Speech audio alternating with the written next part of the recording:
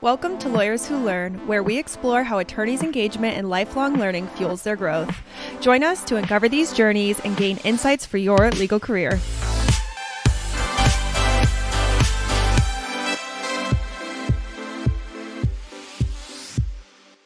Conor, welcome to Lawyers Who Learn. As I said to you a moment ago, I am so excited for this interview and this conversation. So thank you for joining. No, thanks for having me. I was looking forward to it. You are one of the, in my circles, you are one of the most, not just my circles, and probably any circle, the most prolific and knowledgeable person in AI currently. Not only knowledgeable, but in the way you share it through your posts, through your newsletter, through your podcast, through your course. So it's funny. I did some time yesterday and today going through the past 2 months of your posts. And I don't know if I have them here, and we're going to get into it a little bit later about some of the themes that I saw. But I don't know. I get such anxiety sometimes when I see it. So I don't know if I should like cover my ears and close my eyes and just wait for it to become part of the norm, or, okay, what should I dive into? And so we're going to talk about that a little bit. We're also, there's some really interesting things that are happening. I've taken your course on AI mindset and on behavioral change, and we're going to dive into that a little bit. But where I would love to start is a post that you did, and this is Lawyers Who Learn. So this really is fundamentally about lifelong learning. You can even take the lawyers out for this component, or even this interview. There's a post that you did 2 months ago that, at least for me, was such an emotional and impactful post.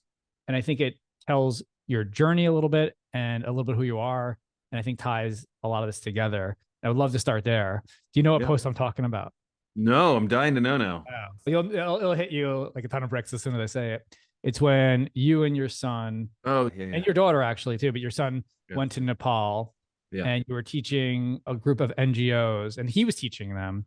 And I would love if you could just share that journey. Your son's 16 years old. I have 2 16-year-old boy-girl twins, and I'm so proud of them on so many levels. I would love for them to travel more with me and do things like that. So I think it's a really great start, because where I wanted to do the theme of this podcast, and I think it would be really beneficial because we can go everywhere, and this is a really deep topic that we can go over, is how AI will disrupt education. And I think this conversation and what you did in Nepal and your background is a good way to start. Yeah, 100%. No, thanks. Yeah, it's fun to be on here. As I do a ton of work with law firms, but my wife's a lawyer by background, and now back to being a lawyer again. But I love that. I love that sort of we're taking this as, but lawyers also learn stuff rather than just like the nitty gritty of like workshops and things like that on AI. Exactly. Yeah, that was an awesome trip. It was my son and I, our whole family is like into AI to a certain extent, which is probably not a big surprise. My wife was doing it for her job for a long time, but not on the tech side. We all do it on like the behavioral and transformational side and all that sort of stuff. And when my son was 14, when ChatGPT came out, I was just trying to figure out what this thing was, and I handed him a laptop because his school had banned it, as all schools had, understandably. And I was like, hey, just figure out like what this thing is. Like, I'm not going to tell you anything about it, just like mess around with this thing. So I was trying to do in a way, a controlled experiment where I could see what is somebody who hasn't really seen this thing before going to do with it. And immediately he just took off with it and just started doing the most amazing things in terms with schoolwork and learning and all that sort of stuff. So that kind of started the journey. And then a little bit of background, he and I, when he was 13, for his 13th birthday, he and I did Everest Base Camp together in Nepal. And there's some history in Nepal. I lived in Nepal for a long time, and I started an organization out there that rescued trafficked kids and all that sort of stuff. So when Finn and I were talking about, well, let's do something when you turn 16, and he was like also thinking, gosh, I'll do a service project. And my wife, Liz, his mom, was also like, you should teach AI. Like, you have a really good knack for it. And that's what I do for a living. I'm at NYU Stern, the business school, but most of what I do is I go out and I train organizations, law firms among them, but on how to shift their behavior and how to adopt AI.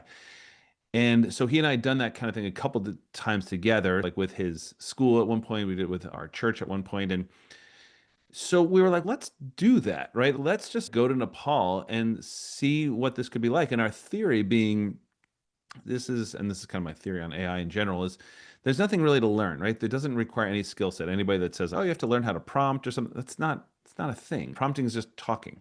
So the problem with this stuff is that it's hard to do that because your brain has trouble with it. But there's nothing to learn. So it's not like you'd be going to a developing world and saying, hey, everybody has to take 2 years of Python, and then once you do that, then everybody needs this high-end computers. It's not like that.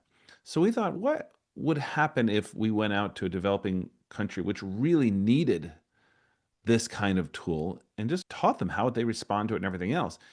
And again, our theory on everything a little bit is that generative AI, like a ChatGPT, large language model type thing, can help people do whatever they need, really. And for us, living in relative affluence in rich country and all that sort of stuff, it's great. It helps with work. It helps with blah, blah, blah. But what about countries where they actually don't have a lot of access to education? And what about a country where they don't have a lot of access to medical advice and just what is this and how this is going wrong? Let me take a picture of this, and this is how, like, the stakes are much higher. And so we were like, let's just go out there. So we went out, had no idea how it would go, by the way. But we just went out, we set up some essentially Was this through a workshops. contact that you had in Nepal? Yeah, it was just through people I knew because I had that organization. I lived out there. So I know a ton of people out there, especially in the NGO world, people I work with and still work with now. And just so I can get a sense, again, I have a Yeah. 16-year-old too. My 16-year-old actually is youngest in his grade, so he's a junior. Yours might be a sophomore. Yeah. So he's focused on so many things school-wise. And then, of course, now college searching. What was, and I know you said to him, you're going to teach most of it. What did he put together before you even went? That was the big question, right? I'm like, how are we going to do this? Because I know what I do, but I'm like, so let's think about which part of this you'd like to do, because he knows it, but teaching and knowing are, as you know very well, right? This is kind of like what you do. They're very different things. And so how do you actually convey information? And if you can convey information in this world, I think that this is why I think you're successful in what you do. It's a difficult thing to do. And this is like my focus in life, is how do I convey information? And just to pause on that for a second, that's why teaching is the best form of learning. Yeah, because in order to teach something, you have to understand it yourself. The only way you can clearly communicate it is if you understand it. Of course, ChatGPT and AI as a whole goes a long way to helping the communication component of it.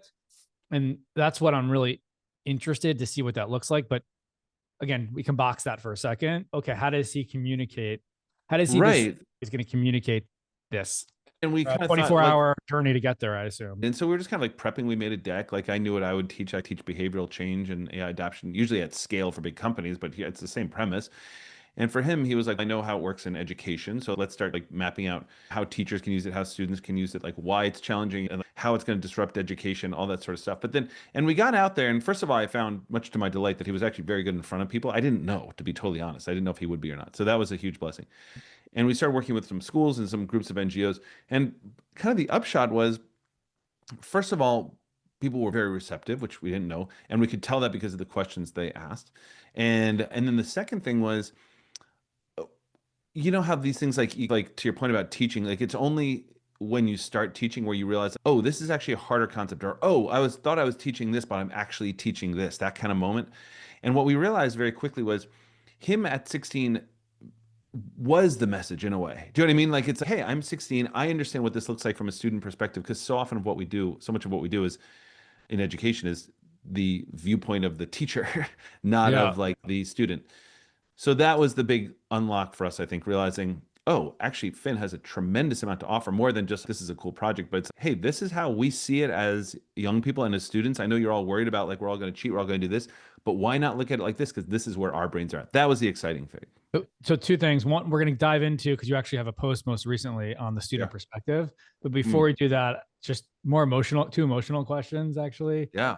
What did it feel like as a father I didn't realize it was the first time your son spoke in public, for him not only to say he wants to do it, but just to, obviously you did a journey 3 years before, which I want to ask about as well. But what was that journey like? What experience share can you have to other fathers who want to involve their kids or have their kids interested and engaged in what they do and be part of that?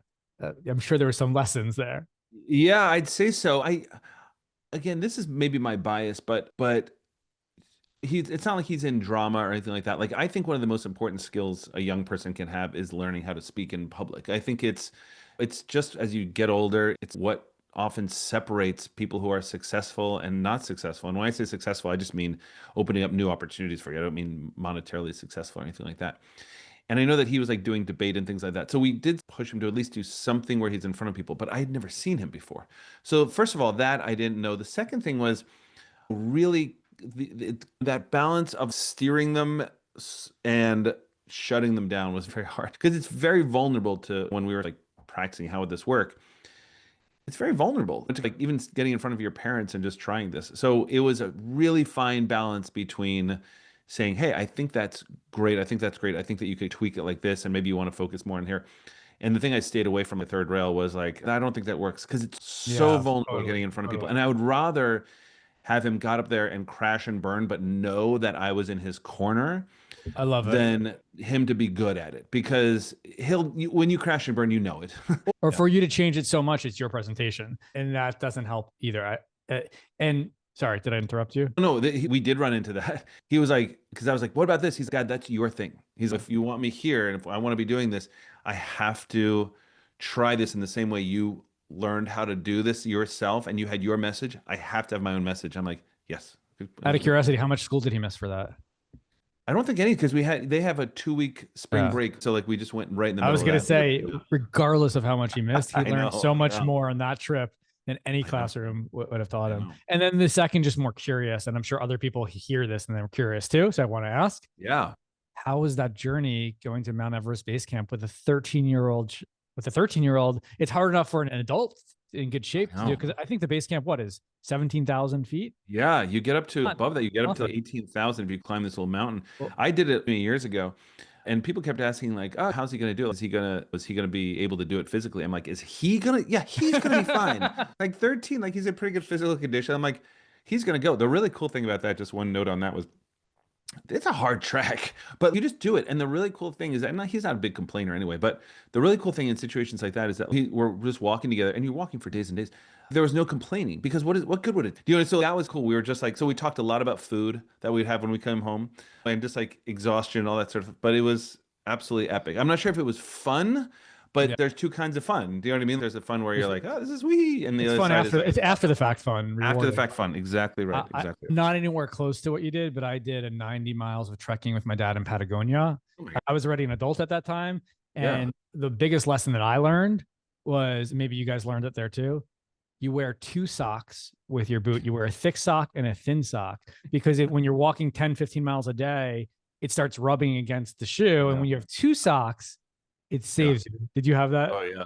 Experience? It's all kinds of little things like that. Just all like little things that you, after the first day, you're like, oh, I got to change that up real fast. Exactly. Yeah. All right. So let's dive into what you said before about how it's always from the teacher perspective, but the student's perspective. You wrote a post, this is most recently actually, I think, that why students adopt AI faster than employees. And you said it's about incentives. And I thought it was such a fascinating post, because students are incentivized to get good grades, and they're incentivized to do anything they can to get good grades most efficiently. In general, most employees are paid a salary, whether they work 2 hours or 8 hours. The company makes more money. They generally make more money. And so there's not an incentive to shift that there. And I don't know, I just wanted to dive into that as the entry point to what does this mean? Because there's 2 things. There's 2 completely different ways, two different friction points for education, and there's a friction point for companies. Friction point for education is generally those who are teaching are pushing back, and then it's interesting, it's the employees who are pushing. It's like the 2 different sides are pushing back on either area. So how do we? Sorry, one more thing. Sorry to just to set this up. I think we would both agree the current education system is built on a 100-year structure of teaching people to work at factories, the 9 to 5, you sit in a room all day, you do that. And then about 10, 15 years ago, there was a big shift on the flipped classroom, the MOOCs. Like you're in the room to communicate and learn, and teaching outside. And then Khan Academy came. Tell us where we're at today and what we need to start thinking about. And then we can also apply this obviously to law schools and other things like that. But I want to be involved. I want to help me help all of us help you. Yeah. Yeah. And so on one hand, who knows? It's one of these things where we can have the ideas, but I don't really know how we implement them except on on the micro scale. So we're trying to do this at Finn School, like in Connecticut, trying to think what does that look like. But challenges, all these challenges are all human challenges, right? So it's faculty and teachers who have been doing this the same way for 20 years, and it's not their classroom has just vaporized and now they're going to have to learn how to teach out in the woods or something like that, right? Like there's nothing driving them to shift very quickly. And that is the human problem that holds us all back. This is exactly what we find again when we work with law firms and big companies and things like that, like defining what you said there. It's, but this is still working. Why would we change this? And it's not a driving urgency. So the challenge is fixing, quote unquote, fixing education and flipping is it's just going to be such a large process because what's the incentive? What's the incentive for people who like really have to do this? Like Well, let me you ask, wouldn't, can I ask yeah. you, sorry, go ahead. No, you just you wouldn't see the results for a long time. It's kind of hard to see the efficacy of it, everything like that. I think we all know instinctively that it's better, but the people who are actually doing this and also working at an educational institution, it's just hard. We could say like overnight, oh, and NYU Stern has had this conversation. We have 5 core subjects that everybody has to take or something, right? So everybody would have to take whatever finance, everybody has to take all that kind of stuff. And maybe if we decide tomorrow, oh, well, let's shift that. That's hard. You have to get permission from the state. You have to get permit. You have to, there's like big things you have to do. So all these things are just like turning a battleship. Yeah. Let me ask it a different way. What could you, I dabble in AI and I already, obviously my kids want to go to college and I think it's going to be a good experience for them. But the cost versus the ROI and the lack of actual training they're going to get for what's going to help prepare them, I think is night and day if they just did a focused, I don't know, AI program for a year or something to that degree. My question for you, who is actually in it, not even knee deep, fully deep, what is your, if you had to build a utopia like today based on what it is, how would you redefine or rebuild the education system? And you can take any area. You can take graduate school, law school, elementary, middle, high school. Where would you start and why? And if you're just thinking of it on the spot right now, that's okay too. Because I loved your first answer. It was the most genuine. Who knows? But like, at least I think you know a little better than me. Yeah, if I could kind of wave a magic wand sort of thing. I think, first of all, as I talked about in that post, the problem is the incentive structure, right? Students are essentially solopreneurs, right? And like their currency is the grade. And there is a lot riding on that grade. It's a trader or something like that, like looking for arbitrage opportunities or something like that. Individual people who see compensation related directly to how fast or how quickly or whatever they can do something, that person is incented. If somebody was like incented to how many newspapers can you deliver, then they are going to find a way to move quicker down the street, and that becomes like a bike, and then it becomes a car, and that becomes like they are incented to do that. Students, there's so much riding on grades, right? Like you think of what you get, how you get into college, all that sort of stuff. There's just so much riding on it. To that extent, why would they not be looking for these shortcuts? And we can say all we want, oh, but you really need to learn. Why do they need to learn? Like they've been, if everything that they can do through a large language model, and people say, I know, but you have to learn to write. And by the way, I'm a writer by background, so I care. But why? Why do you need to learn how to write? Tell me like why those 4 days spent writing that paper are a good use of your time when you could actually be getting better grades. But but that person will become a better, slightly better writer. It's like better thinker, whatever. Exactly. It doesn't work. And when people say like, why did you go to law school? Because it taught me how to argue. Is that why you 4 years in law school? I don't know. I know, right? It's like, well, people have to be better critical thinkers. I'm like, okay, so what does that mean? So it goes back to what you were saying earlier, and I agree with you, is that if I could just wave a magic wand, what I would do, understanding that large language models are here, right? If I, in all seriousness, like if I could actually get large language models out of schools, I probably would. Do you know what I mean? Like it's, and you know me, like I'm the biggest optimist of all time, but I would rather students just learn first and not have phones and all that kind of stuff. And because they'll learn how, people like learn how to use large language models. I appreciate that. They'll figure it out fast. But I can't get them out. I can't ban them from schools. I can't, you could, but you can't ban them from people using them at home. You're also not helping them prepare them for the future. Yeah, exactly. Yeah. So within the scope of the bounds of realism here, to a certain extent, if I could wave that magic wand, I would probably have almost every class flipped in terms of students can use all the AI they want, but then they have to come in and without an AI, they have to teach whatever subject that is to everybody else in the class. That's how you learn. And you've been in graduate schools in this world and all that kind of stuff. I got my MBA. The way that I learned finance, because I'm not naturally a finance person, the way I learned finance was I took the best notes, I rewatched the video, and then when we were having like study sessions, I would teach it to everybody else. That's it. It's the only way that I could possibly learn it.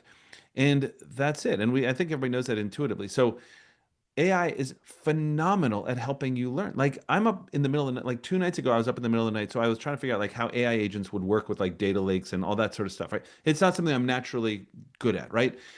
But I spent 2 hours in the middle of the night with ChatGPT learning that. And why? Because I can keep saying like, okay, dumb that down for me. Okay, now I understand that. Now elevate that. Okay, so but what was this? So do you mean this? What if I said this? And how about this?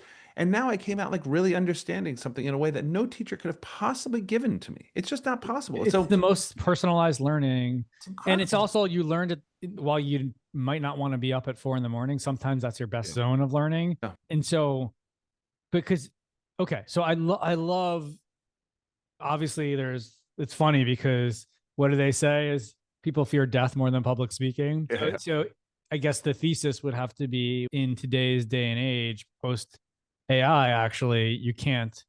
Oh, I guess the question would be, do you need to know how to is that an important skill set to be there? Because in my mind, I saw 75% of the people say, I'm terrified to speak in public. What would you say Right. to that? Or even in a Yeah. classroom, would you push back on that? Or you'd be like, okay, adapt to those people who don't want to speak? Or do you think that is an essential thing that everybody needs to some degree?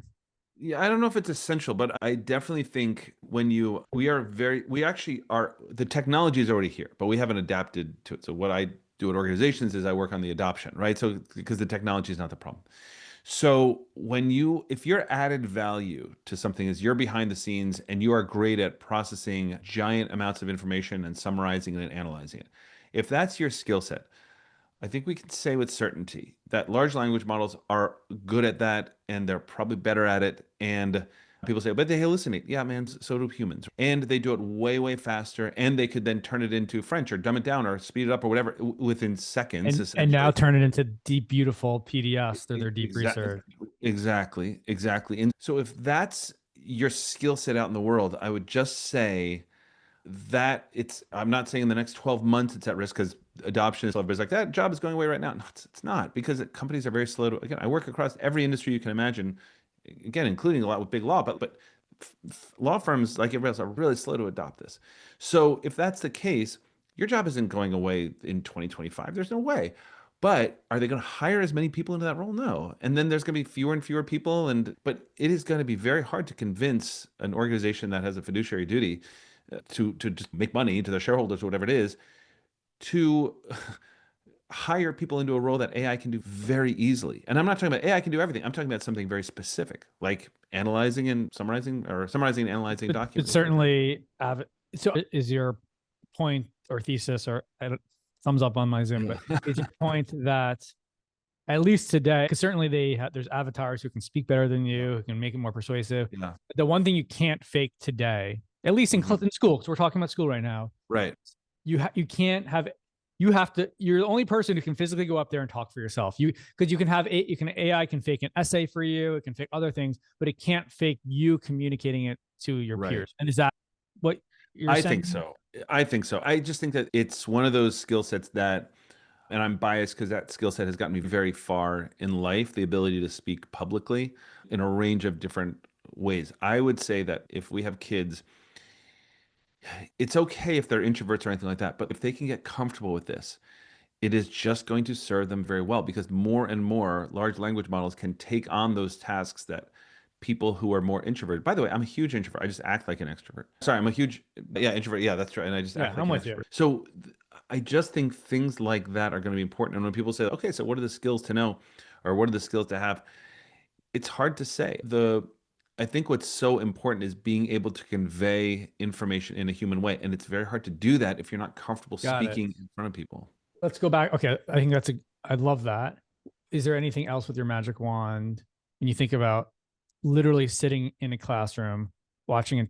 Because they started the flipped classroom, but classrooms still exist more than not. Yeah. And you're sitting and watching someone speak for an hour and a half. Yeah. You sometimes recording it, then having AI summarize it and things like that. How would you shift the actual consumption of information. And I'm thinking of even high school and college right now. I think middle Yeah. school and elementary school is a little bit different because it's like you're learning how to read and write and do Right, basic right, things. right, But right. once you get past the basics, Yeah, it goes to this point, right? So I was doing this thing with Google where Google was trying to figure out what does the marketing class of the future look like, right? And so we have a great marketing department at NYU Stern, and they were like, so what are the new skills in marketing? And my point, I might be wrong on this. I'm not a marketer, but I'm like, I think that they're the same skills. Do you know what I mean? So in other words, but- so I work with this guy Robert, and he does like a lot of different things, but he does all our design. So I have this company AI Mindset, which is consulting training. And he does all our design. He does like a lot of generative AI stuff, all that sort of stuff. But my point is that if I'm trying to create like an image in Midjourney or ChatGPT, he and I have the exact same tool, right? And all we have to do is enter a prompt. So why are his images and everything else so much better? It's not because he's more technically proficient with Photoshop or something, because it's just a prompt. So what is it? It's that he knows what good looks like. His prompts are way, way different. And my example on that is sometimes if I'm going up against a marketer and you give us each 20 minutes to create a new shoe company or whatever, like I'll create something that's absolutely awesome using ChatGPT, even though I don't know anything about anything. And it'll be like, look at this. I have the blah, blah, blah, and I have the shoe, and I have the marketing commercial, and I have the copy and all this stuff. But a marketer in 20 minutes will create something extraordinary. And why is that? Because they understand, they're like, okay, but give me the demographics for blah, blah, blah. And they're like, oh, no, but it needs the different copy. And we need I don't even know the terms no, to that use. makes sense. Yeah. Just tie it back to class. So tying it back, when people say about what do we need to learn in marketing, I'm like, you need to learn marketing. That's what you need. No, I'm talking about how to learn because Yeah. you learned at 4 in the morning and you had a Yep. conversation with ChatGPT who can give you the answers. I had a whole conversation about history and geography and World War II till today Yeah. with ChatGPT. And I just went from A to Z and anywhere I wanted. How is the best way? Is the classroom today? Do you have a different vision of how the colleges or whatever? Yeah, I think it has to be defined, what skills do you need? So let's take that marketing class. Like the marketing professor needs to be able to say, like, when you come out of here, you need to be able to recognize quality. You need to be, so you set those things. And then the path to get there is just much, much different, right? So it's, I think, first of all, much quicker to get to the basics and everything like that because people can learn it. But just because they've sat at home and answered questions on a test doesn't mean they've learned it. I think what they have to do is come in and teach, even if you put people in pairs, have somebody teach it to somebody else. That's it. So they get those basics down. And then I think that's when you take them beyond that very quickly. It's okay, now that you have the basics down in a month instead of 3 months, let's say, then where do you take that from here? Okay, so let's start building out, like, whereas that would have been maybe next year's class in terms of like actually building out whole campaigns and all that kind of stuff. You start that right away because now it's an iterative process, right? So the first thing is a learning process. The second thing is an iterative process. And then the third step is the refining process.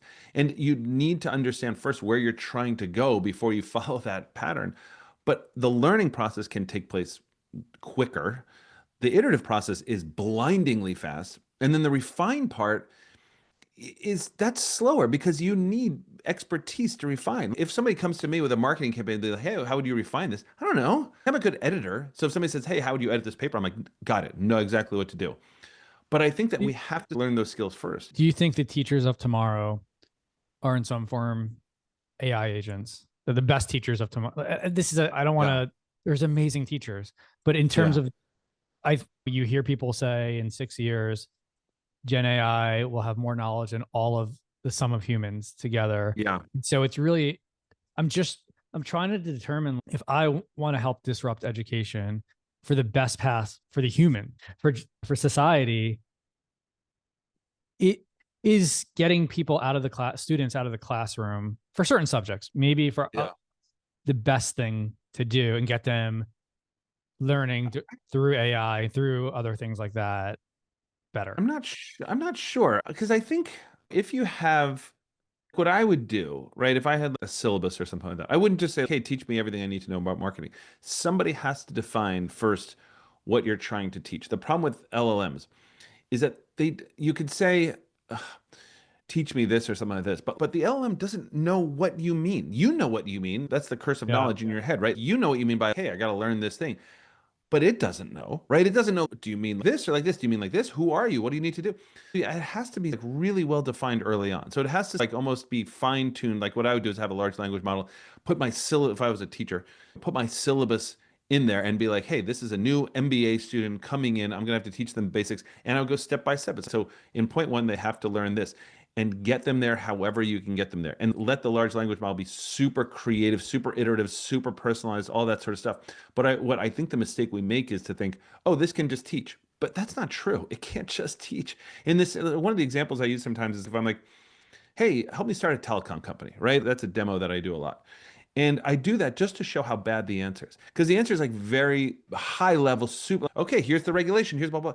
And I'm like, no, what I mean is, who would I market this to? Okay, that's a different question. You'd market to these people. I'm like, no, that's not what I mean. If that's the case, we already have this. How would I market to that new group? Oh, that's what. So a large language model doesn't know what you mean when you say start a telecom company. Totally. And obviously we can't solve all of education today. And I have a couple other topics to cover with you. I would say the last thing that I think when I think of higher learning is the cost. Yeah. NYU is a great school. Yep. It's not cheap. Incredibly expensive. But every private school is. And of course, you don't have to go to a private school. Do you see any shift in the next 5 years to decade where AI can really be transformative there? Should it be? Yeah, for sure. Will it be? I don't know, because I think we could have had this conversation like 25 years ago too, and people would be like, yeah, any day now with the internet, we don't need college. But there's just something very sticky about colleges. It's where people learn and people get vetted and people, it's just, I don't think that system is really going away. And colleges are just expensive. This is kind of like behind the scenes inside baseball a little bit. But like NYU, for example, and this is, I don't know what I can reveal and what I can't, but NYU is super expensive, right? As all schools are. They're colossally expensive. The thing that I was stunned about when I got in and got to the administration was, let's call it like a full-time MBA student. We lose money on every one of those students. Like, how crazy is that? If you're talking about something that costs, I don't even know what it is, let's call it $80,000 a year, something crazy, right? That's not the cost of educating a student in the full-time MBA. It's just not. And that's not me doing propaganda, because what do I care, right? I'm just saying, like, every school is that much, but I think we'd be surprised at how expensive education is, between the faculty, the infrastructure, all this stuff. It's just really expensive. And so it's not just like these schools aren't making tons and tons of, it's just not how it works. I was shocked by that because I paid that money. I was like, clearly we're probably making it to 50% margin. Like, it's negative margin on it. And I'm sure there is, and obviously NYU real estate and employees and everything. And I've done 17 college tours this year. And I think top 3 things they talk about is their wellness center, the massage chairs, and their abroad program. Exactly. I'm just like this. I'm not trying to poo-poo it. I believe in school. I believe in education. I'm with you, though. There is something where I'm not sure. When I went and when we went, it was 100% necessary for your career and your jobs and what you're doing.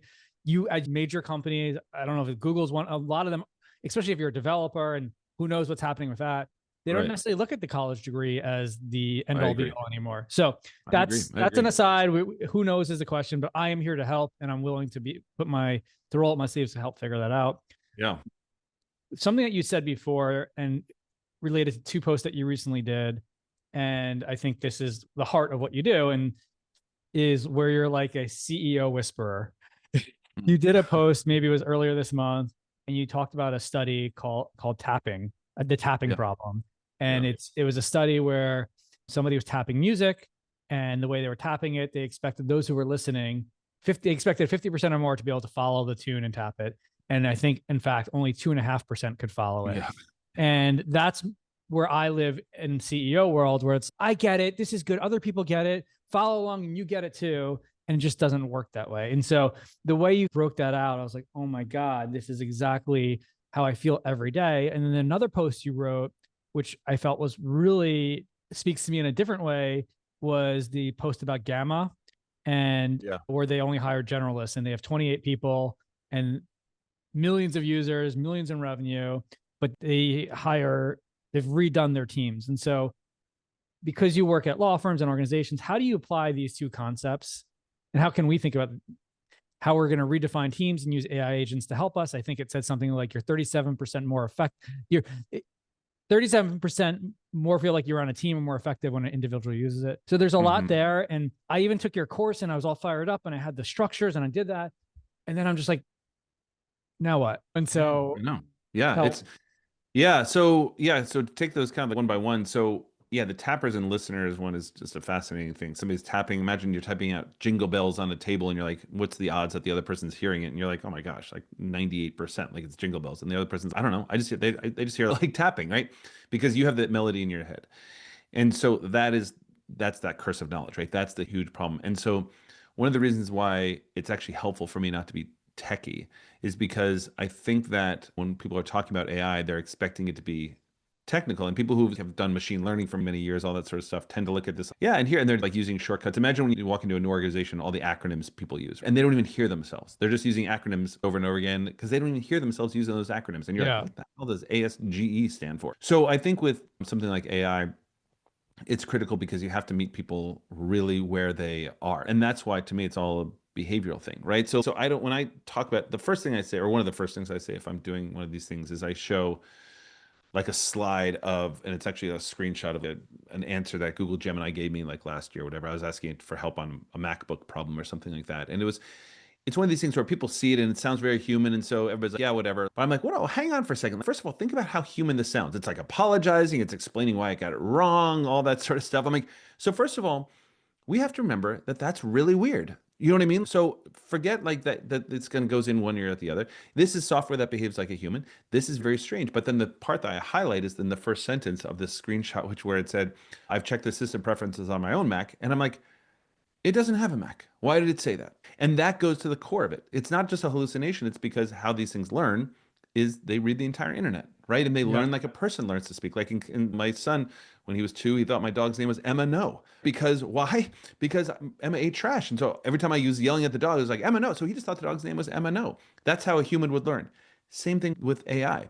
And so when AI goes on and is looking for all its corpus of information around what do people say when they're talking about Macs, because it's not pulling from a database, it's pulling from how people talk. And when people are trying to fix their Mac, they say, on my Mac, here's what happened. So it just thinks that's what you say. So I say that to say, you have to start at the very root of what this thing is. If I just said like, hey, so this is a predictive model, it's actually statistical based and it has like these nodes and each node gets strengthened by more, what good does that do anybody, right? It doesn't help.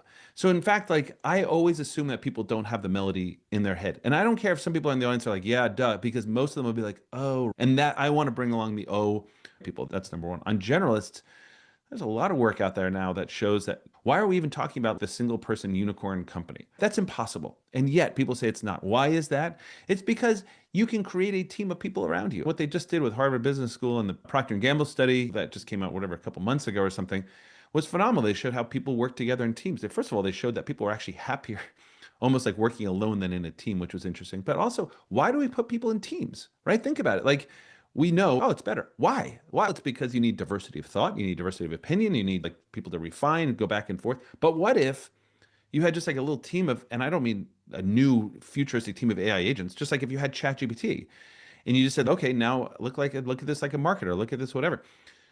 Like you just need somebody to manage the process and have a bunch of AIs around you, and you can simulate essentially what it would be like to work on a team. I don't think it's perfect. It's not one-to-one. Why generalists? Because you need somebody to have a full picture more than you need 10 different people, all of whom have a specific expertise in a specific domain. But do you think where we're going? So 2 things. Yeah. I shared that post with some people in my company. Yeah. Maybe a mistake, because like when they read that post, some people, they see, okay, people are being replaced. People are going to lose jobs. And I see that completely differently. I see that as being more efficient, freeing people up from mundane tasks and actually doing it so much better and leading to more opportunities. And then either we're going to live in this world where it's an oasis and nobody has to work, or we're going to have to figure out other more important, more focused ways to help companies have impact. And so that's the way I look at it. And maybe some jobs do get replaced, maybe some don't. And that's sometimes where I see between the not being able to read the tapping and then the fear of what the my motivation behind it is, okay, when am I next? And then of course I can imagine if you're a developer, I logged on to ChatGPT last week, the first thing was a new pop-up. It was like, we now can code better than this. And it's just, and it's Copilot has been transformational for that. So when you're at a law firm and you're hired, it's interesting because what I see in the industry, this is the first time that it seems to me where law and legal tech seems to be at least even or even more ahead than other industries, because law and legal research is a data heavy, rich space, which is prime real estate in contracts and prime real estate for AI. Have you seen adoption actually better in the legal space than in other industries from people you've worked with? No, I wouldn't say so. I would say, to be honest, like I haven't seen any industry that's better than another. I've seen, the only thing that I've ever seen is it correlates completely with leadership and how willing leadership is to dive in on upskilling the organization. That's it. So that could be any company. I see companies or in industries where it's definitely ripe for it, and legal is the probably number one just because of how it's structured. But that definitely is not a one-to-one correlation of, because they need it the most and because it's so desperate, like, then they're using it more. So I've not seen that. But I also get asked like frequently, okay, so what organizations are doing this well? And the answer is, I think very few. I wish that wasn't the case, but I think that what organizations have to do is upskill, and my own bias is that it has to be behavioral based upskilling, because we've already tried all the other stuff. Hey, have AI champions. Hey, tell everybody to use it like this. Hey, show everybody the features. Hey, have Microsoft come in and do vendor training. Those things don't work. And I think some of the things that you said in some of your other posts, and this is a good transition to the last two questions or topics, 3 minutes, is now it's being integrated into Salesforce, into Google, into Docs. And so when it starts to live in Slack, where the places that they already are, and they don't have to open up a new area, when it becomes part of that, their regular cadence, that's where things change. And that's where I struggle in my head. Does it pay to try to be an early adopter with your team? Or because things are adapting so quickly, do we just wait until whatever Johnny Ive and OpenAI that will transform everything? And I'm curious your thoughts on that. Yeah, I think that's a really critical question, because the punchline for this is you have to figure this stuff out and get fluent with large language models now, and there's a reason for it. With typical tech, that's true. If you were to, like, about to learn how to drive, and everybody has stick shifts, and you're like, you know what? I know that there's a mandate that all cars have to be automatic in 2 years. Why even learn this now when I'm just going to be able to skip that technology? This is not that. This is not a technology where it's like you used to have to learn all these formulas in Excel, but now you don't have to learn that kind of stuff. That's true with technology.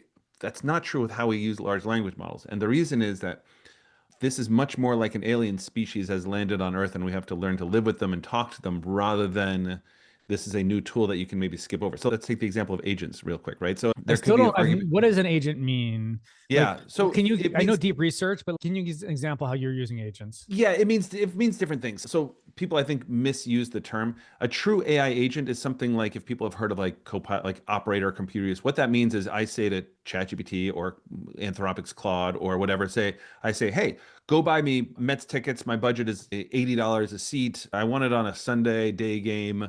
Go get me tickets. It goes off, and you literally watch it controlling your browser. It clicks through the website itself as if an invisible hand was doing that. And then every once in a while it's like, hey, Connor, what about these seats? Instead of just buying them. I'm like, yeah, great. Go ahead and buy them. A company called Operator does that? OpenAI has a tool called Operator. And if you pay $200 a month, you have access to it. So you can test that stuff out now. Manus AI, MANUS. Claude has testing. Is that? It's fun to test, but you can just watch demos and get the same sense of it. I don't mean to test. Is that transformative? Would that be? Is it worth it? $200 a month is cheap compared to. No, it's not worth it yet. Right now, it's not particularly helpful. Okay. It's more like, hey, look, it can do this, kind of. But that's what a real AI agent is. People talk about AI agents is more like a workflow. Hey, pull all my emails that came in that require an invoice and then send it to the right person, but also categorize it. So that's essentially a workflow, an automatic workflow, but with a large language model sitting in the middle, so it can like spin it up and personalize it and stuff like that. Google doesn't do that yet with Docs and no, ChatGPT can't do that for you yet. No, building an agent like that is, or we could talk about agents, kind of like what you're talking about, like deep research is something that everybody has access to either on Gemini or whatever. And that's like an agent because you're saying, hey, go find me the best camping tent, whatever, or hey, go figure out like a good pricing model for it. And it'll go off of 10 minutes and then come back with a report. That's an agent, but it's a text-based kind of thing. I don't really think of that as an agent. So that's what we mean when we say AI agents. So when people say, do I even really need to learn how to, by the way, learning how to prompt is not a thing, it's just talking. But do I really need to upskill on learning how to use ChatGPT if agents are coming? And my answer is emphatically yes. And the reason is because, first of all, we are miles away from just agents doing everything. It doesn't make any sense when people are like, oh, but agents are coming. Yeah, man, so it's like the flying car. Like it's going to be here. But it's going to happen so slowly and evolve. That's number one. Number two, if you don't really understand what it feels like to work with ChatGPT and a large language model all the time, by the way, you need no skills. But I use ChatGPT for everything. Oh, I need to plant this blueberry bush. Oh, I got a stain on my shirt. Oh, I need to spin up a new pricing model for blah, blah, blah. I have to admit, I go on ChatGPT and I've seen your post about O3 and 4.0 mini and things like that. Yeah. I go to ChatGPT. I don't switch what it is. And I just go there. And I do the same thing with Claude. And I'm like, and I just feel like I'm constantly using 4% of what it could be. Yeah, I barely switch. Don't worry about that. You don't need to. Okay. I usually just use whatever models. Yeah, but the important thing is that you are going to have to ultimately oversee AI agents. But if you think of them as like a CRM or a calculator or a tool that does the same thing, you're misunderstanding what an agent is. An agent acts like a employee. It's going to do a lot of great work. It's going to make mistakes. It's going to chicken with you, all that sort of stuff. And unless you understand what it is and the capabilities and how it works, you're not going to be able to manage these agents. So we can't skip a step here. Got it. In the last couple minutes, OpenAI recently acquired in stock Johnny Ive's company that I wasn't even sure. I didn't know how to, whatever. It's for $6.5 billion. Yeah. All I know is from what I read from your post, but they're coming up with a new AI device. Yeah. What, if you had to guess, what is this magical? And I saw your post about it, but it sits next to your desk. Because all I can think of is when I see that is like a better Alexa. But I'm just trying to think if you have with all your knowledge, if there's something that you see coming. Yeah, I'm not sure that's totally off base, like a better Alexa. Now, a really good Alexa would be very powerful, but I think it will be awesome. I think it'll be great. And I may be wildly off, but I'm not sure it's going to be as transformational as everybody thinks. And that's because it can already, these tools are already on an app and you can already use these things very easily. And imagine anything on your desk right now that you could just like literally ask any question. Will people do it? What did they acquire for $6.5 billion? What's the company? They acquired him basically. Like that's what organizations are doing now. They want that brain, but they do have a working prototype apparently, all that sort of stuff. It just has to be easy. Like when people bought that Rabbit R1, it kind of looked like an old Sony Walkman, that red thing. People bought it because it just looked cool. It was garbage. The Humane AI pin that kind of went down, that was a beautiful, amazing device. It just didn't function very well. So what is this going to be that's so powerful and all that sort of stuff? Maybe it'll be great, but if it's just sitting on your desk, I think people will love it because people are so hungry for this. Will it be transformational in terms of how people use AI? I don't think so, but I might be wrong. When it becomes like, what they say, electricity, you don't even notice it. That's right. That's when you're there. The final question, and it's a personal one. It's an important one because you if I didn't meet you in person, I might even think you're an AI avatar because you put out such amazing content in your posts. You do daily and sometimes more than once a day, your newsletters, your podcasts, and your notoriety and your fame has picked up with it with your LinkedIn following and your art. You interviewed the CEO of Microsoft AI. You're all over the place, and rightfully. I guess my question is how? Yeah, you're doing this. So first of all, I'm just like really interested in it. So that's one thing, right? So first of all, it's building a muscle of posting. That's just one part of it. And that's hard in the beginning, but now I just do it. But for me, it's my way of processing information. So I want to keep up on everything. And I want to process what we talked about teaching is the best learning. So every day, it's helpful for me to process a new idea or something. It's how I learn. It's how I keep my brain fresh. It's how I keep new ideas coming, all that sort of stuff. So for me, it's very valuable for me to just do that. Number one. When do you do Number it? In the two, mornings? yeah, I usually do it in the morning, but I'll like constantly like just have a note going. If I see an Okay. article, I'm like, oh, got to post about this. But then I always have AI help me out. I'm like, hey, so what's a good framework for this? Or something like that. And I'm a writer, so I actually like writing. So I don't have AI write my own stuff because that's what I do. But if I wasn't a A writer, I little would just bit, a have little AI just do it. Yeah, what I do is I have AI edit it. So I'll put in a rough draft, then I'll be like, how would I make this more readable and how would I make this structured into the 3 things people need to do, for example? Because I'll have, these are the things I think people should do, but in 2 seconds, oh, you want to title this like point 1, point 2, point 3, and here's how you would title. That's really valuable Why for is me. Claude, you've mentioned many times, why is Claude so much better than ChatGPT? It mimics voice unbelievably. I don't mean physical voice. I mean your brand and tone. If you Based put on in, you training it, you're saying if you've trained it, or not even if you've trained it? not even like really trained it. All you have to do is if I put in a blog post, and I have a very specific way of writing kind of thing. I try to be like funny and I write in short sentences to make it easier. It will spit out something that literally sounds like I wrote it. And ChatGPT, everything else thinks, oh, he wants to be funny or he wants to be goofy, and then it's goofy, whatever, but it's not me. Claude is me. And I don't know how. It's for me, it's a jaw-dropping moment with AI, but Got it. Claude does it way better than anybody else.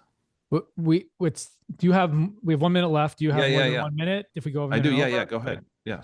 Actually, do I? Sorry. I have, Yeah, yes, I have. Yeah, I have 2 minutes for sure. Okay. So 2 minutes. I guess I know it's to be like have that momentum, that flywheel. When I look at you, I see flywheel. I see you're speaking Yeah. a lot. You have AI mindset. You're doing a lot of training. You're the dean in NYU.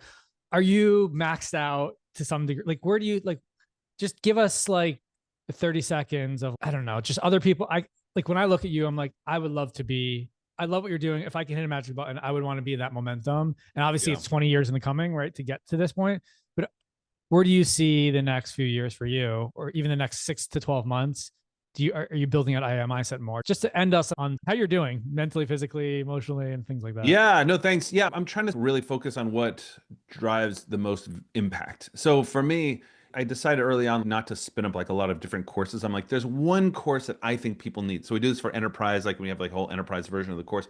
But I'm like, if I can just spin that out to 1,000 or 2,500 people at a law firm or wherever it is, that's just easier. And I want the same message to be going out. So I'm trying to scale what I do and then keep on building that. So instead of new courses, we just keep adding to the same thing. We're like, I okay, saw. now here's a new way of doing this. Here's a new Copilot module, and here's all the stuff we have online. I just want to add more value to the same product. That's more important to me than putting out a lot of products. That just feels like a lot of work to me. So I'd Yeah. rather like when we put out a new thing, just add to what we do already. So it's just that, but it helps keep my brain fresh and all that sort of stuff by keeping doing it. As someone who's taking your course and seeing you speak, I highly recommend it. I think just a mindset shift that it will lead to. And like you said, you're updating it every month now of what's happening. It's super cool. So thank you, Conor, for your time.